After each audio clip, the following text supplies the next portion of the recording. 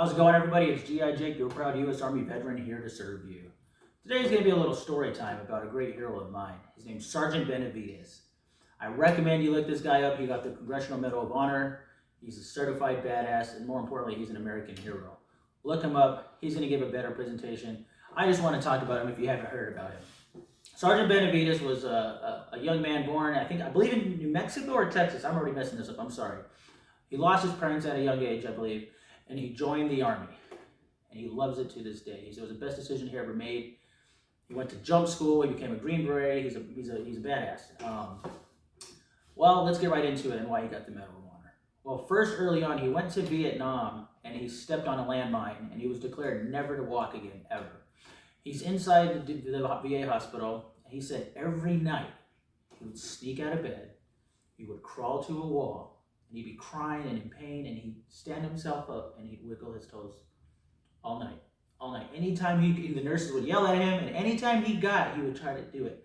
Crawl to the wall, stand up, and wiggle his toes. I think he said 9 months goes by and his discharge paperwork comes to him and he tells the doctor, look what I can do. And the doctor said, look, you're never going to walk again. I'm going to have to discharge you. Well, Sergeant Benavidez stood up on his feet. He was in pain and he was crying. And the doctor said, Sergeant Benavidez, if you walk out of this hospital, I'll tear up your paperwork. And Sergeant Benavidez walked out of that hospital. He started running 5 to 10 miles every day, doing thousands of push-ups and sit-ups every day, and he wanted to go back to Vietnam. He really loved his country and his countrymen. And he made it back to Vietnam. And one thing that always stuck out to me, he said that a sergeant would tell him in jump school, quitters never win and winners never quit. And it stuck with him. He said he was a winner. And that's why he was able to keep going forward, learn how to walk again, move forward. He didn't let nothing bring him down. He goes back to Vietnam, and he heard on the radio that some troops got stuck behind enemy line. So he flew in there in the chopper, and he saved all his buddies, pulled them out one by one. He's getting shot at. He couldn't talk. He busted his jaw. He's beating up enemy soldiers, killing them with his bare hands. And he's putting people on the chopper. He says he gets in the chopper to go back, and there's blood spilling everywhere.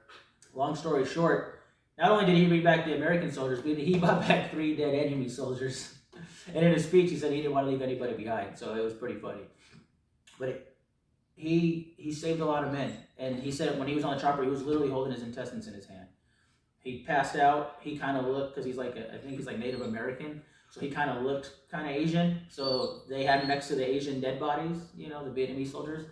And he said the doctor was putting him in the body bag, but he couldn't move. His jaw was fucked up. He had blood all over his face. So he said he made the luckiest shot of his life, and he spit in the doctor's mouth. Come here, baby. Sorry, my dog's right here. And the doctor's like, I think this guy's going to make it. He's going to be okay. And he survived. He really did. And that got him the Medal of Honor. And again, he's a true American hero. And that's why I obviously not a badass. I didn't go to jump school. I didn't get a Green Beret, none of that, But I also I like his mentality. And I think a lot of vets out there, we have that same mentality. We want to give back to our country. We actually care about our fellow man. And even if you don't want to join the military, always find a way to give back. All right, it'll make you feel good, but more importantly, it'll make others feel good too. Okay, so look up Sergeant Benavidez. Again, he does a way better presentation, but if you haven't heard of him, I think you should look him up. Okay. Again, it's G.I. Jake, your proud U.S. Army veteran, here to serve you. Carry on.